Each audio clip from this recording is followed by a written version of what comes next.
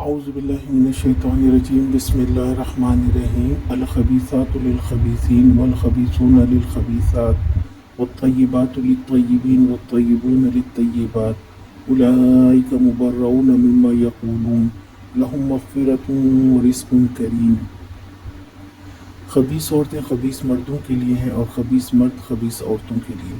پاکیزہ عورتیں پاکیزہ مردوں کے لیے ہیں اور پاکیزہ مرد پاکیزہ عورتوں کے لیے۔ ان کا دامن پاک ہے ان باتوں سے جو بنانے والے بناتے ہیں، ان کے لیے مغفرت ہے اور اس کی کریم ہے۔ خبیث یعنی خراب بات، خراب لوگ ہی خراب باتیں کرتے ہیں۔ پاک اور صالح لوگ پاک لوگوں کو پسند کرتے ہیں اور بد کردار لوگ اپنے جیسوں کو پسند کرتے ہیں۔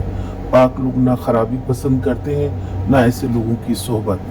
تہمت لگانے والوں کی خباثت کا حال اللہ تعالیٰ کو پتہ ہے۔ عزت دار لوگوں کی عزت پر کوئی اثر نہیں پڑتا۔ عزت والے کسی کے غلط الزام سے بری ہیں۔ کسی کی بد زبانی یا تہمت سے انسان ہمت نہ ہارے، صبر کرے، اللہ سبحانہ و تعالیٰ خود اس کا فیصلہ کر دیں گے۔